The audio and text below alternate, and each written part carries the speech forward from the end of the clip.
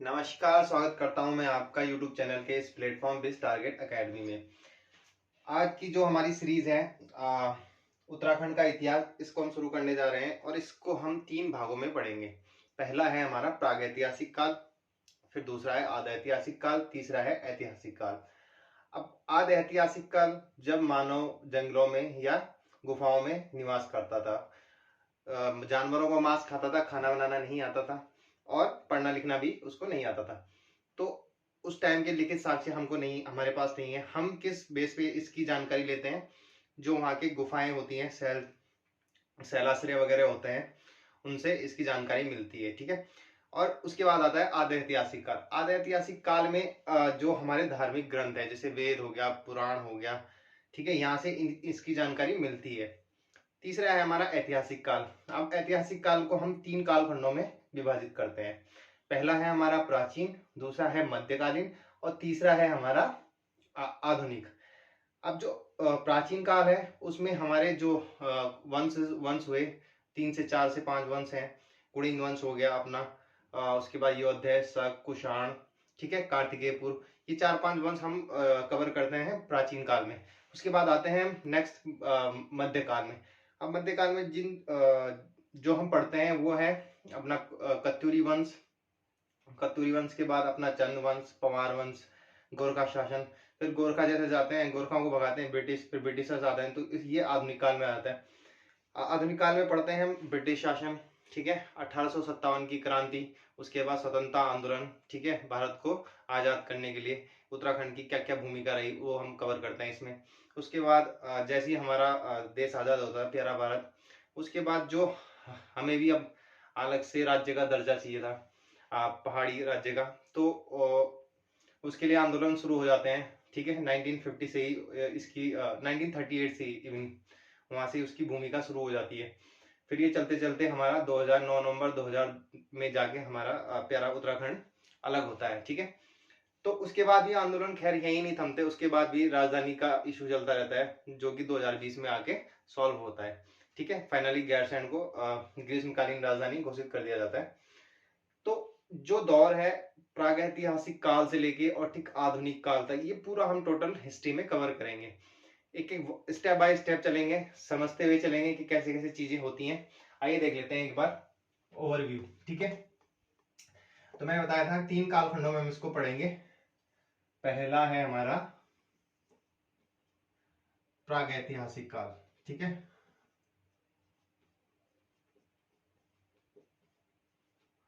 प्रागैतिहासिक काल, ठीक है। दूसरा है हमारा आद ऐतिहासिक काल, आद ऐतिहासिक काल। तीसरा है हमारा ऐतिहासिक काल,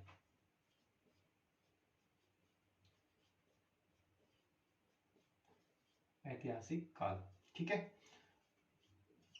अब जो ऐतिहासिक काल है इसको भी हम 3 कालखंडों में पढ़ेंगे, जैसे कि मैंने अभी बताया। ठीक है, प्राचीन,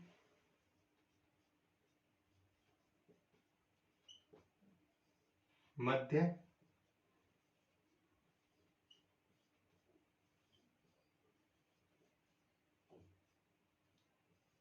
और आधुनिक।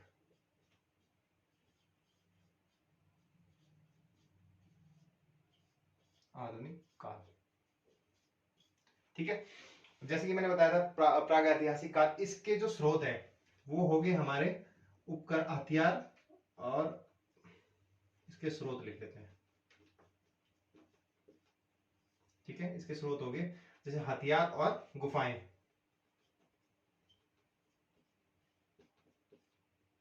हथियार और गुफाएं, ठीक है, शैलाश्रय लिख लेते हैं इसको।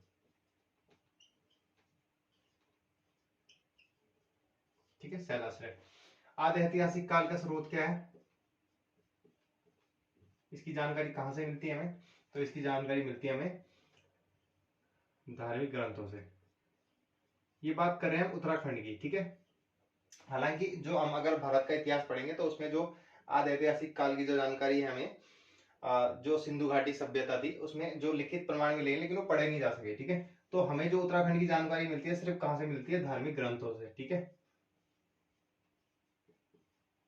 ठीक है, धार्मिक ग्रंथों से। अब जो ऐतिहासिक काल की जानकारी है, इसके जो स्रोत हैं, इसके स्रोत हैं अपने पास जो अभिलेख हो गए, जैसे कालसी अभिलेख हो गया, ठीक है, कालसी अभिलेख हो गया, ठीक है, शिलालेख हो गए, ठीक, शिलालेख हो गए, ठीक है, ताम्रपत्र हो गए,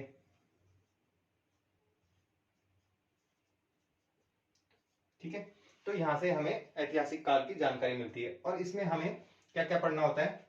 प्राचीन काल में हमें 4 से 5 वंशज पढ़ने होते हैं, जैसे कुड़िन वंश, ठीक है,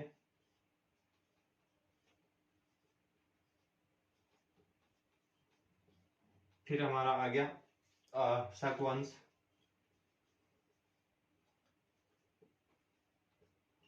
तीसरा हमारा आ गया मौखरी, ठीक है, फिर कुषाण, फिर कार्तिकेयपुर,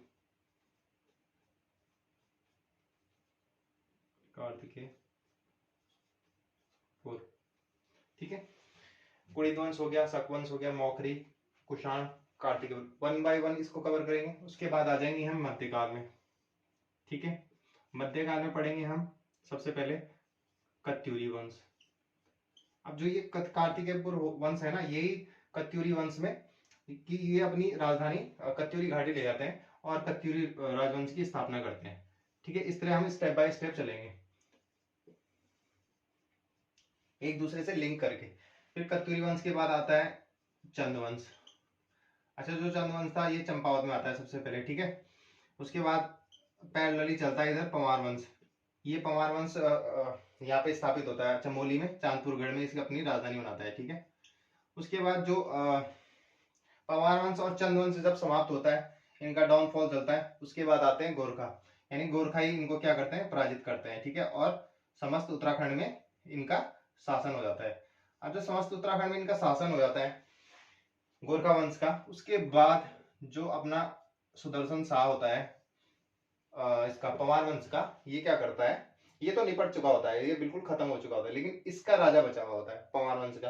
अब वो जो पंवार वंश का राजा है वो अंग्रेजों के पास जाता है। जिस टाइम गोरखा वंश जो गोरखा राज्य राज कर रहे होते हैं, उसी टाइम भारत में कौन राज कर रहे होते हैं, अपने ब्रिटिशर्स। तो ब्रिटिशर्स के पास जाता है, तो वो गोरखाओं को भगाने के लिए उनसे हेल्प लेता है, ठीक है। तो गोरखा अंग्रेज तैयार हो जाते हैं, ठीक है, क्योंकि उनको भी चाहिए था, जब वो जीत जाएंगे तो उनको पता था वो जमीन या पैसा लेंगे उसके बदले, ठीक है। तो ब्रिटिशर्स आ जाते हैं, इसके बाद इनको हराने के बाद आधुनिक काल में आ जाते हैं, ठीक है, यहाँ आ जाते हैं ब्रिटिशर्स, ठीक है।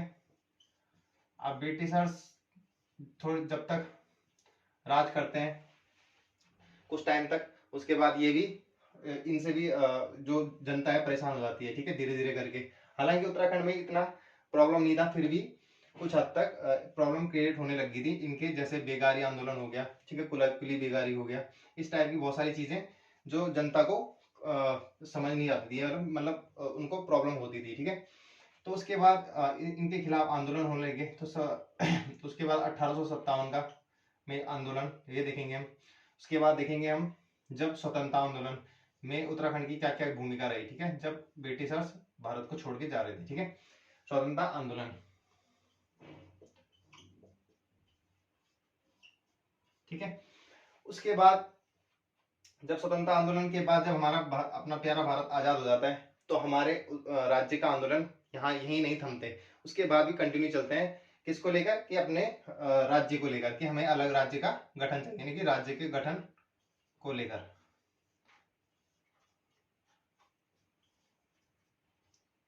ठीक है, आंदोलन। और फाइनली हमें 9 नवंबर 2000 को जीत भी होती है, और हमारा अपना राज्य बनता है, ठीक है, उत्तराखंड। उसके बाद भी राज्य के बनने के बाद भी संतुष्टि नहीं होती, उसके बाद भी आंदोलन जारी रहता है, किसके खिलाफ, वो चलते रहते हैं अपने राजधानी के खिलाफ, ठीक है। तो आंदोलन तो चलते रहेंगे, आज भी हम लड़ रहे हैं किसके लिए, पेपर लीक के लिए, ठीक है। तो आंदोलन चलते रहेंगे, हिस्ट्री बनती रहेगी। ठीक है, तो देख लेते हैं हमें प्रागैतिहासिक काल से लेके और 2020 जब तक हमारी मतलब पूरा टोटल हमें ये कवर करना है हिस्ट्री में। ठीक है, तो आइए पहला टॉपिक डालते हैं, प्रागैतिहासिक काल। ठीक है, प्रागैतिहासिक काल में मैंने ऑलरेडी 2-3 पॉइंट बता दिए हैं। इसके जो हमें स्रोत मिले हैं, इसके जो अध्ययन करते हैं हम इसका, ठीक है, वो 2 बेसिस पे करते हैं। ठीक है, एक तो यहाँ के उपकरण। ठीक है, इस काल के प्रमाण हमें पाषाणकालीन, इसके जो प्रमाण मिलते हैं हमें पाषाणकालीन उपकरण, पाषाणकालीन उपकरण। ठीक है, अब दूसरा जो हमें हथियार मिलते हैं, ये मैं ऑलरेडी बता दी हूँ। और दूसरा जो हमें गुहालेख है, ठीक है, या शैलचित्र, गुहालेख या शैलचित्र। ठीक है, शैलचित्र। अच्छा, जो इसमें हमें हथियार मिले हैं उत्तराखंड से, वो मिले हैं अपना चॉपर हो गया, और चॉपर हो गया, हस्त कुठार हो गया। ठीक है, हस्त कुठार, छेनी हो गया। ठीक है, हस्त कुठार हो गया, छेनी हो गया, चॉपर हो गया, चॉपर को क्या बोलते हैं, छुर। ठीक है, छुर, चॉपर को हिंदी में बोलते हैं छुर। ठीक है, तो ये सब चीजें हमें इनके हथियार मिले हैं। ठीक है, पाषाणकालीन। और जो शैल चित्र मिले हैं वो मिले हैं हमें 3-4 जिलों से। एक अल्मोड़ा से, ठीक है, दूसरा मिला है हमें चमोली से। ठीक है, तीसरा मिला है हमें उत्तरकाशी से। ठीक है, इन 3-4 जिलों से हमें इनके गुफाएं मिली हैं। ठीक है, और शैल चित्र मिले हैं। ठीक है, शैलाश्रय मिले हैं। ठीक है, तो बात करते हैं पहले, ये हमने पढ़ लिया। अब बात करते हैं अल्मोड़ा की, फिर बात करेंगे चमोली, फिर उत्तरकाशी की। एक एक करके तीनों को देख लेते हैं। ठीक है, तो जो अल्मोड़ा में है, 2-3-4 चीजें वहां से मिली हैं हमें। अल्मोड़ा, ठीक है, अल्मोड़ा से जो हमें पहला चीज मिली है वो है अपना लाखू उड़ियार।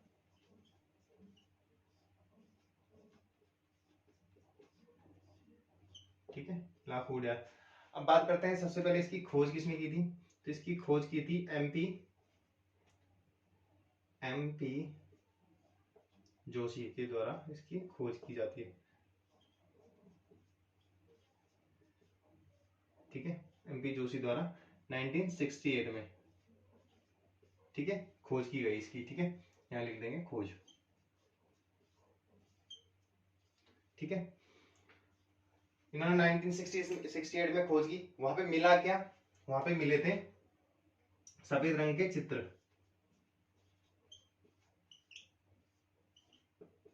सफेद रंग के चित्र। ठीक है, सफेद रंग के चित्र मिले हैं। और चित्र में क्या थे, जो मानव है, मानव और पशुओं के चित्र मिले हैं। मानव और पशुओं के चित्र।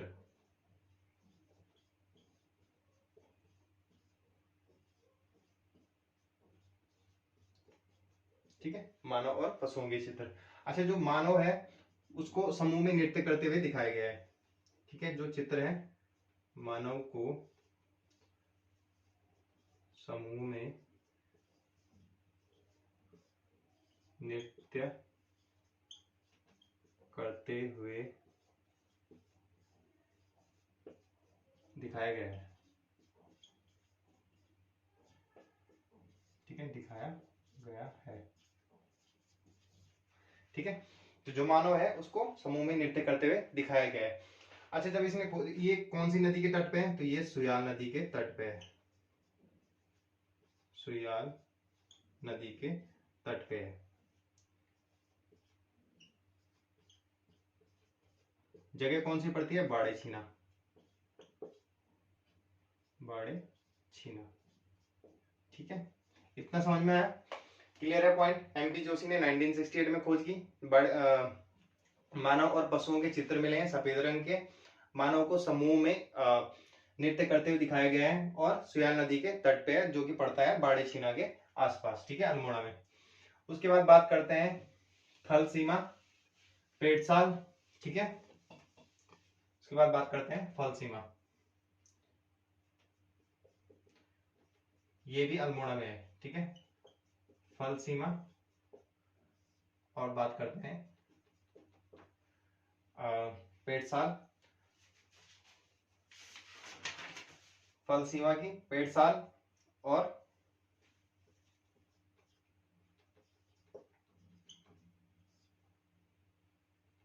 पेटसाल। तो पेटसाल में जो फल सीमा में हमें मिले हैं 3 शैलाश्रय मिले हैं,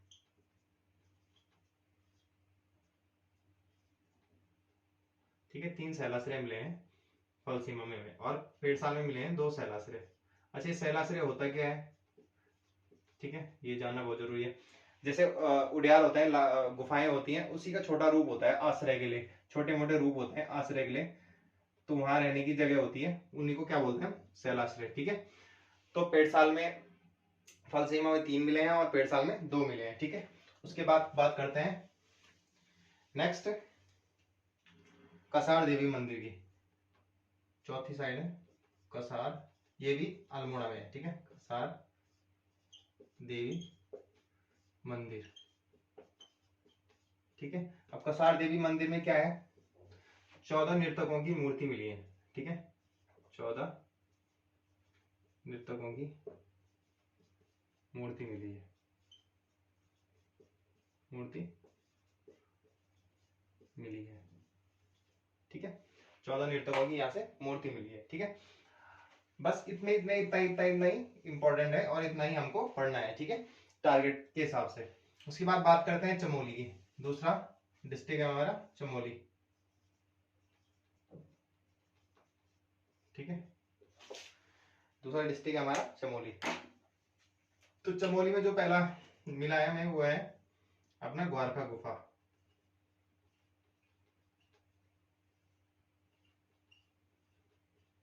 ठीक है, ग्वारखा गुफा। अच्छा, ग्वारखा गुफा में मिला क्या है, ये है, इसकी खोज किसने की थी, राकेश भट्ट ने की थी, ठीक है, ठीक है, राकेश भट्ट ने की थी, पहला पॉइंट। दूसरा पॉइंट, ये कौन सी नदी के तट पे है, अलकनंदा नदी के तट पे, अलकनंदा नदी के तट पर है, ठीक है, अलकनंदा नदी के तट पर। तीसरा, यहाँ से क्या मिली है, पशुओं के चित्र मिले, जैसे बारहसिंगा हो गया, ठीक है, इस टाइप के चित्र मिले हैं।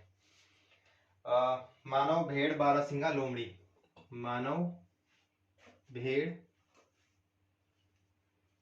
मानव भेड़ लोमड़ी बारहसिंगा,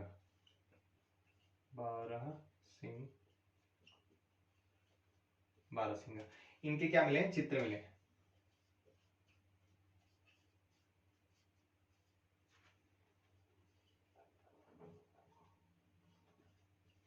ठीक है। तीसरा पॉइंट कि ये कौन सी किस कहाँ पे पड़ता है, ये अलकनंदा नदी के तट पे, यहीं पे लिख लेते हैं इसको, थराली तहसील पे, ठीक है, थराली तहसील के निकट,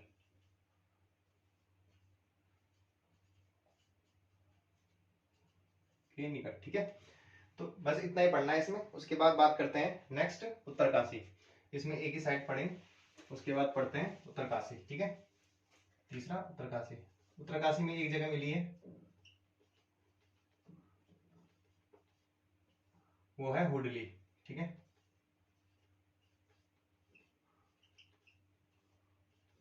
हुडली में नीले रंग के शैलचित्र मिले हैं, ठीक है, नीले रंग के शैलचित्र मिले हैं,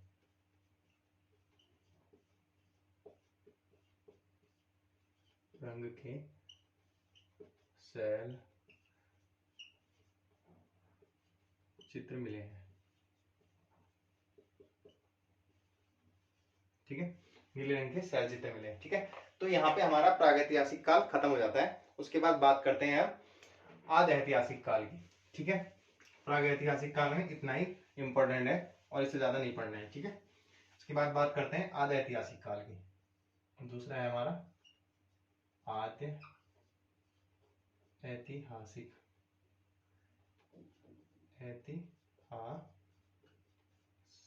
काल के, ठीक है। इसके स्रोत मैंने बताया था धार्मिक ग्रंथ। अब धार्मिक ग्रंथ है कौन, जैसे अपने वेद हो गए, ठीक है, पुराण हो गए, ठीक है। स्रोत बताया था मैंने, वेद,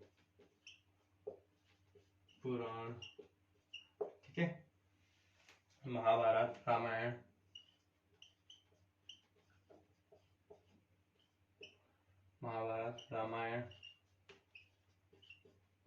ठीक है। अभिज्ञान शकुंतला,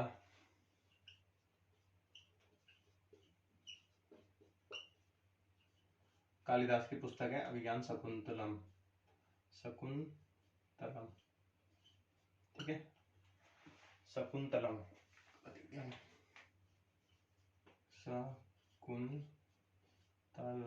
ठीक है, अभिज्ञान शकुंतलम। उसके बाद मेघदूत, कालिदास द्वारा रचित मेघदूत, ठीक है। कितने हो गए, 1 2 3 4 5 6, 5 6 हो गए, ठीक है। एक और रह गया होगा,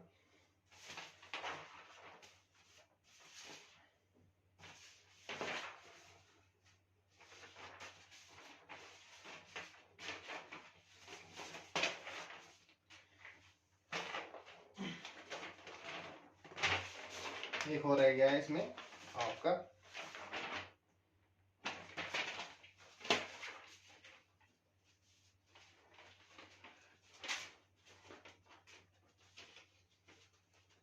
ब्राह्मण ग्रंथ, ठीक है। इसमें रह गया एक ब्राह्मण, ठीक है, ब्राह्मण ग्रंथ, ठीक है। ये पढ़े हमने कौन से साहित्यिक स्रोत, ठीक है, ठीक है। ये पढ़े हमने साहित्यिक स्रोत, ठीक है, यहाँ पे ले लेते हैं साहित्यिक स्रोत, ठीक है। एक पढ़ेंगे हम पुरातात्विक स्रोत, पुरातात्विक, ठीक है। खत्म हो गया, इसको सही से लिख लेते हैं। ये है साहित्यिक स्रोत,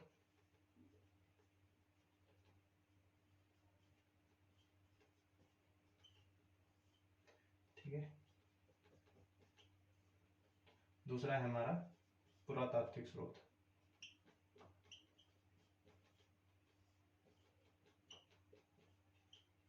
ठीक है।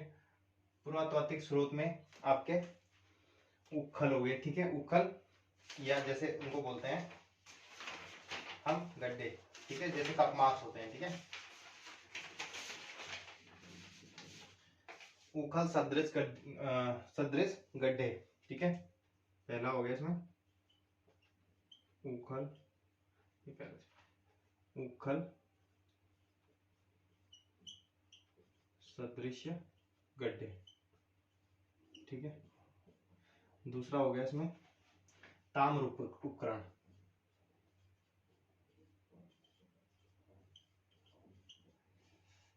ताम्र उपकरण, ठीक है।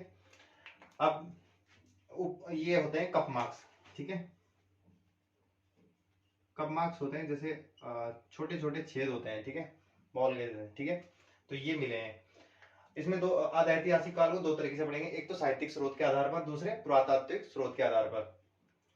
उसके बाद जो साहित्यिक स्रोत में है, वेद है, पुराण है, महाभारत है, अभिज्ञान शकुंतलम से हमें इसका मिलता है, ब्राह्मण ग्रंथ से मिलता है, मेघदूत से मिलता है, ठीक है। पुरातात्विक स्रोत के आधार पर उखल सदृश गड्ढे या कप मार्क्स बोलेंगे इसको, ताम्र उपकरण के आधार पर, ठीक है। तो एक एक करके देख लेते हैं वेद से, ठीक है। सबसे पहले देख लेते हैं वेद। सबको याद होगा वेद कितने होते हैं हमारे पास, 4 हमारे पास वेद होते हैं, इनकी संख्या 4 है, ठीक है। इनकी संख्या 4 है। कौन से, पहला ऋग्वेद, दूसरा सामवेद, तीसरा यजुर्वेद, ठीक है, चौथा अल्फाबेट। ठीक है, तो जो हमें जानकारी मिलती है वो इससे ज्यादा मिलती है, ठीक है, ऋग्वेद से। ठीक है, और इसी का ब्राह्मण ग्रंथ से मिलती है, ऐत्रेय ब्राह्मण ग्रंथ से भी हमें इसकी जानकारी मिलती है। ठीक है, तो ऋग्वेद से हमें क्या जानकारी मिलती है कि ऋग्वेद में इसको क्या कहा गया है।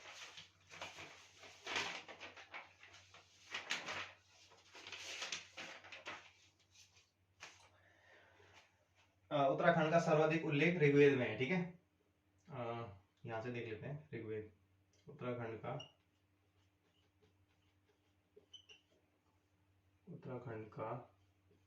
सर्वाधिक उल्लेख ऋग्वेद में है। ठीक है, ऋग्वेद में है। ठीक है, और इसमें इसको क्या कहा गया है, उत्तराखंड को देवभूमि व मनीषियों की पूर्ण भूमि कहा गया है। उत्तराखंड को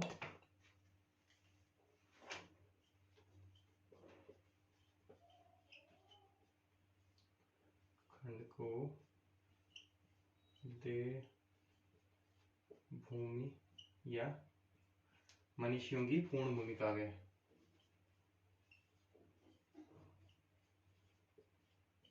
मनीषियों की पूर्ण भूमि।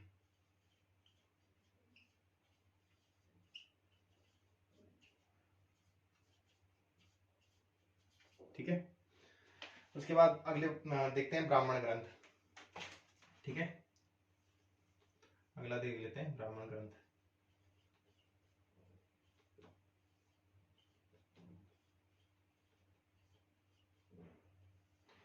ब्राह्मण ग्रंथ, हर एक ब्राह्मण ग्रंथ मतलब वेदों को पढ़ने के लिए किसकी जरूरत होती है, ब्राह्मण ग्रंथ। ठीक है, क्योंकि ये वैदिक भाषा में लिखे होते हैं, वैदिक संस्कृत में लिखे हुए होते हैं, तो इन वेदों को पढ़ने के लिए ब्राह्मण ग्रंथ की जरूरत है। हर एक वेद का अपना एक ब्राह्मण ग्रंथ है। ठीक है, जैसे ऋग्वेद के अपने दो ब्राह्मण ऐत्रेय और कौस्तिकीय।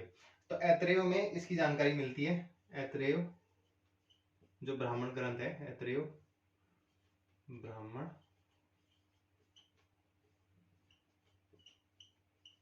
ठीक है, ऐत्रेय ब्राह्मण ग्रंथ और कौस्तिकीय ब्राह्मण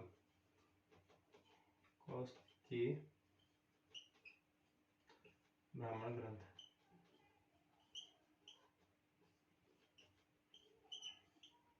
ठीक है, कौस्तिकीय ब्राह्मण ग्रंथ। तो जो ऐत्रेय ब्राह्मण ग्रंथ है, इसमें क्या कहा गया है, उत्तराखंड को, ठीक है, उत्तराखंड को क्या कहा गया, उत्तर कुरु। उत्तराखंड के लिए कौन सा शब्द यूज किया गया, उत्तर कुरु। ठीक है, उत्तर कुरु शब्द का यूज किया गया है। यह एग्जाम में कई बार पूछा है कि इस ऐत्रेय ब्राह्मण ग्रंथ में उत्तराखंड के लिए क्या प्रयोग किया, किस शब्द का प्रयोग किया गया, तो उत्तर कुरु। ठीक है, अब इसमें नेक्स्ट कौस्तिकीय में पूछा गया है कि इसमें जो वाग देवी का निवास स्थान बताया गया है, वो बद्री का आश्रम बताया गया है। वाग देवी का निवास स्थान बद्री का आश्रम बताया गया है। ठीक है, बद्री का आश्रम, ठीक है, बद्री का आश्रम बताया गया है। ठीक है, तो ये था ब्राह्मण ग्रंथ, ये पढ़ा हमने ऋग्वेद। ठीक है, अब बात करते हैं नेक्स्ट पुराण की। पुराण में हमारे पास टोटल पुराण है 18। ठीक है, टोटल पुराणों की संख्या है 18। दूसरा पॉइंट है पुराण।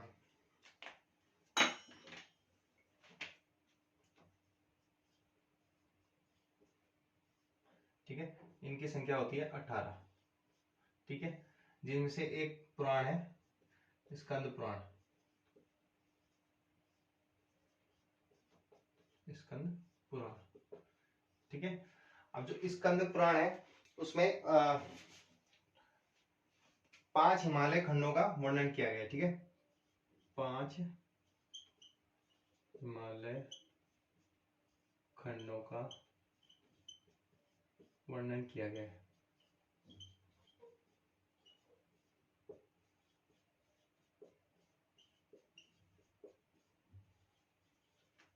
ठीक है, 5 हिमालय खंडों का वर्णन किया गया। कौन कौन से हैं? नेपाल, ठीक है, नेपाल, कश्मीर, जालंधर,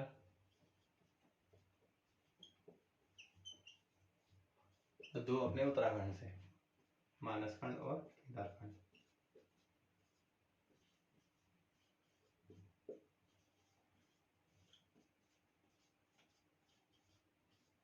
ठीक है, तो जिनमें से 2 अपने उत्तराखंड में, मानसखंड और केदारखंड।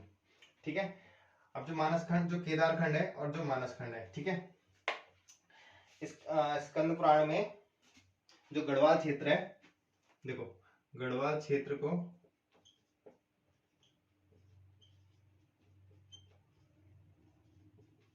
को कहा गया है, गढ़वाल क्षेत्र को कहा गया है केदारखंड।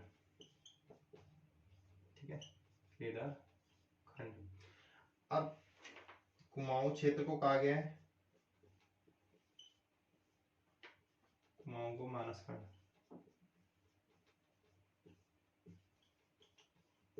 ठीक है, कुमाऊं को क्या कहा गया? मानसखंड। ठीक है, गढ़वाल को केदारखंड और कुमाऊं को मानसखंड। ठीक है, जो केदारखंड में, और केदारखंड में जो है वो गोपेश्वर को, यहाँ पे एक पॉइंट लीजिए, केदारखंड में जो गोपेश्वर को कहा गया है वो गौस्थल कहा गया है। ठीक है, गोपेश्वर को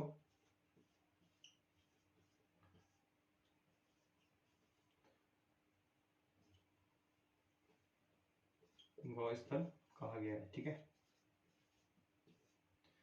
गौस्थल कहा गया है। और जो ये केदारखंड का क्षेत्र है, ये हरिद्वार से लेके केदारनाथ तक का, और जो ये कुमाऊं का क्षेत्र है, ये है अपना कालगिरी पर्वत तक। ठीक है, तो ये हो गया हमारा। उसके बाद बात करते हैं ब्रह्म पुराण और वायु पुराण। ठीक है, दूसरा पुराण है अपना ब्रह्म पुराण और वायु पुराण। ठीक है, ब्रह्म पुराण और वायु पुराण। जो ब्रह्म पुराण और वायु पुराण में जो मिलता है, हमें जानकारी मिलती है, तो ये बताया गया कि इस टाइम यहाँ पर किरात, किन्नर, ठीक है, किरात, किन्नर और यक्ष गंधर्व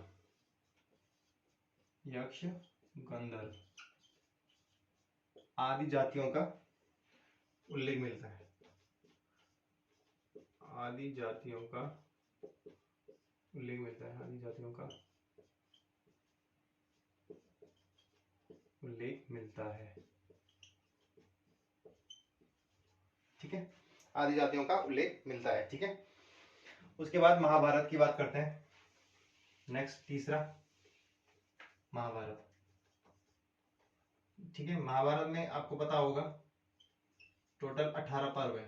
ठीक है, महाभारत में टोटल 18 पर्व है।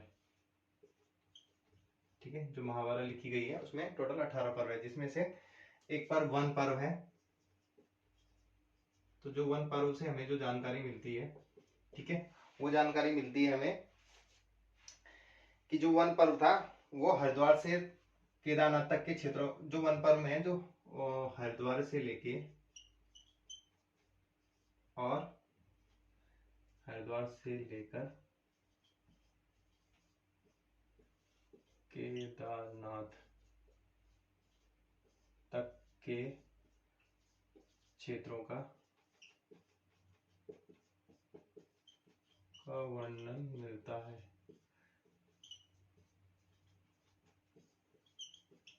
ठीक है, हरिद्वार से लेके और केदारनाथ तक के क्षेत्रों का वर्णन मिलता है। ठीक है, उसके बाद और एक पॉइंट और इसमें कि जो राजा सुबाहु था, जिसने राजा सुबाहु था उसने पांडवों की तरफ से युद्ध लड़ा था। ठीक है, राजा सुबाहु ने पांडवों की तरफ से